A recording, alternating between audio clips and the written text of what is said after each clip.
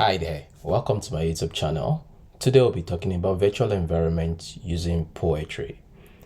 In Python development generally, there is the convention of encapsulating your project dependency in such a way that it's easy to manage, and this is why we use virtual environment in Python. And virtual environment, there are different types of them, but essentially it helps you, like I mentioned earlier, it helps you encapsulate your dependencies. So if you were working on a Django project and you install Django and then you add say request and some other libraries that you've installed to develop your application, you would need to manage these dependencies.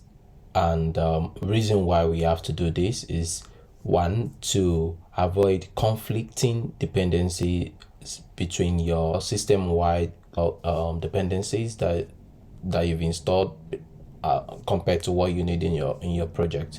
And you might be wondering, what's the difference? Well, sometimes you have some kind of version that you have to underpin. Maybe you had installed globally on your machine Django 2.0, and for a project you're working on is Django 4.0. You can imagine what kind of situation you run into where you try to run your application. Even so, if you're working on it in a team, you probably want to share your code, right? You want to push it to a source control management system like GitHub or GitLab and whatnot. But if you do not have somehow to manage your dependencies, this is gonna be an issue for your fellow team members to work with your if you happen to install a new dependencies or they did install new dependencies. This is why virtual environments are important in Python development. And there are different types of virtual environment. Really, we have VENV. This comes by default with Python. Once you install Python, VENV comes with it. You can use it.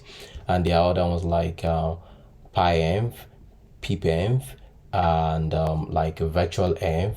All these are third-party library that you can use, that predominantly specifically for virtual environment, and this is what they do, and they really do it well. However, like with every library, there are some drawbacks and whatnot, and also preference. Well, today we'll be talking about poetry. Poetry is a bit much more than it has both the dependency management side of things, and it's also have like packaging management side of things, which makes your life a lot much easier when you're like distributing your package as a library to like say PyPy. Today we'll be talking about the dependency management side of things of poetry. Without further ado, let's get right into it, shall we? So first things first, we need to install poetry. This is a website for poetry. Not to worry, I'm going to be adding the link to this in the description below. So we need to install it, right? You go to the documentation, all right, and then we scroll down to like installation, right? You can also pick it up from this side of it, and this is the installation guide. There are several ways to install it. From the system requirement here, we can see we need Python 3.8 and above. So there are different options for you to install this. You can use pipx, right, to install poetry. If you want the official installer, these steps here are very descriptive and very easy to follow, right? So you can literally just copy and paste this on your terminal like this, right? I'm not going to be running this because I already have poetry installed on my machine. However, when you approach this installation following this documentation here, when you run the command, you can be sure that poetry is installed by typing poetry, right? When you get response like this, which you should, or you can type something like poetry dash version, right? By the time you are installing this, it might be a different version. Not to worry. Most of what I'm going to be showing you in this tutorial would still remains the same anyway, so that shouldn't be a problem. I have prepared I've prepared a directory here just to nothing is in there. As you can see, there is nothing here, to demonstrate using the dependency management virtual environment of Poetry. So first things first, once you verify that you have Poetry installed, the next thing to do is, let's say we want to install Django. All right. We want to activate our virtual environment first. I advise you do this first, and it's a very straightforward step. You can do something like, you say poetry, all right, and you just do init, all right, like initialize, and then you have something like this, which start giving you this prompt. What would you like your package name to be called? I like it as it's named. You can specify the version. If I wanted a description, I could have added something there, but I guess I was too fast typing there. Yeah, that's my name, so I'm the author. And if I had any license, now remember when I mentioned we try to encapsulate all the dependency. This includes the Python version that you are actually running as well for your project. In this case, I have Python 3.10, so it underpins this version for me. So everything I'm doing on this project, as far as this environment, virtual environment that I'm about to create with Poetry is concerned, would work with compatibility with Python version 10. If I have to upgrade it because I'm changing, because I need other features on like higher Python version, yeah, we can do that as well. All right, but for now this is just fine. And then we can see, okay, would you like to run your main dependencies interactively? For now, would say no, right? Would you like to define your dependency interactively? We'll say no as well. And we can say, yes, we've confirmed this is all fine. And the reason why I said we choose no there is because I want to show you how to add the commands that Poetry provides for us to like install dependencies, so it can manage that for us. Cool. So let's explore what this has given us. As you can see here, it generated us a file, and the file is called pyproject.toml. all right, I'm going to collapse this so we can explore this. So Poetry uses this pyproject.toml to manage our dependencies and other configurations that you might be interested in adding to your pipeline of your dependencies, and maybe even using build your package. Remember, I mentioned earlier, it does more than just being a virtual environment for dependency management. It also helps you like in packaging your software for like distribution as well, which is pretty cool.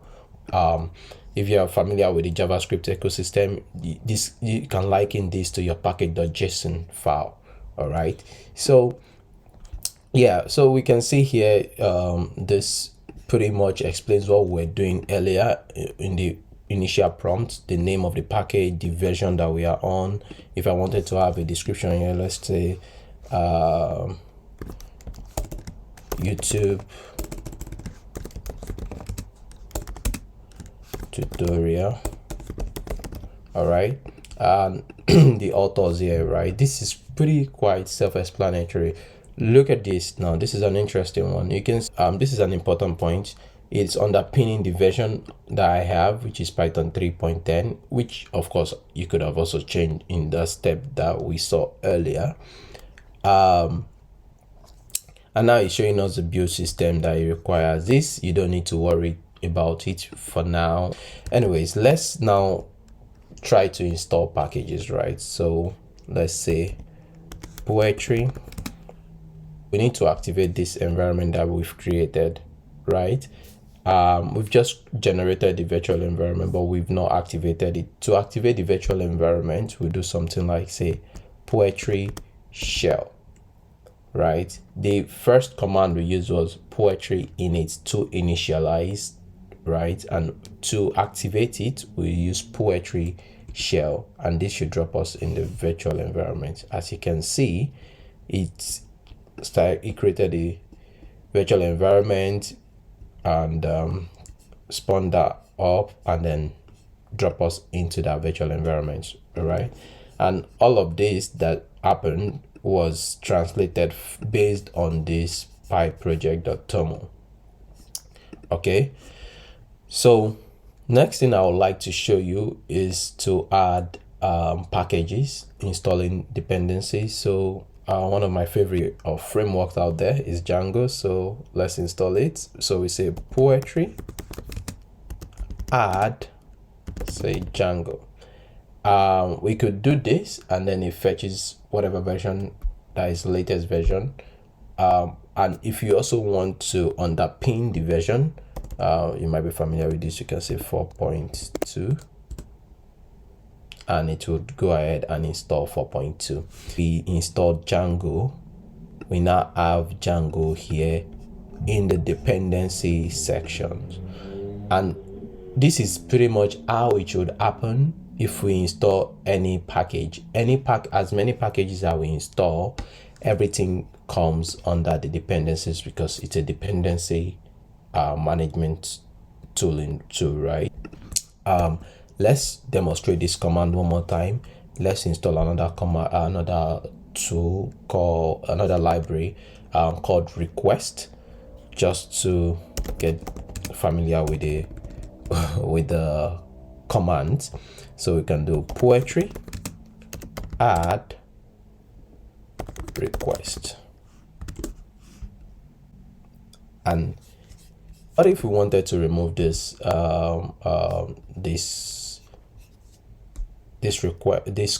library, right? You might have guessed it. So the command is poetry remove. Let's remove request, and just like that, it is gone. Okay, now another thing I would like to show you is if you wanted, let's say we had like a really long dependency tree here and you wanted to see what your dependency tree is like. So you can do poetry show, and now you have all your dependency and your dependency's dependency. And another, if you wanted to see the tree of like the dependency and the dependency, you can do this by using the tree flag. And as you can see, Django, right, is a library we installed. However, Django has ASCII ref as a dependency, and that has another dependency, and this as a dependency, and like that, it makes things really cleaner, right? Which is pretty cool stuff. I think it actually presented better than most virtual environment. Oh, all right. You might be wondering, how do we then create a project? So what we can do is say Django admin start project. All right, let's call this blog, and now we have a blog project, right, managed by poetry. Let's run our project and be sure everything is hunky-dory there. Run server. Oh yeah, we need to cd into blog. Yeah, we say python manage.py run server, and yes, if we go here, our project is running, everything is fine. Cool. This is not a Django tutorial project, so we are not really doing much there. However, there is something I would like to show you guys. If we come out of this shell, if we come out of this virtual environment by saying exit, right, we could also run this from outside there and say poetry run python manage.py server. So we need to do this in blog / this, and like that. You can see that even though I'm not running the shell, as you can see the difference here we had this, the shell environment in bracket here, and here I literally exited out of it. So if you wanted to run that, maybe you are scripting stuffs and whatnot, even without even scripting, if you wanted to just run it directly, this is another approach you could use in running your project with Poetry, which is quite a convenient approach if you ask me. Just like that, we have gone through setting up Poetry and using it to manage our dependencies for our application. If you find this very useful, please consider subscribing to the channel and turn on your notifications so you'll be the first to know when new content drops on this channel. That will be all for now. Thanks for watching. Cheers.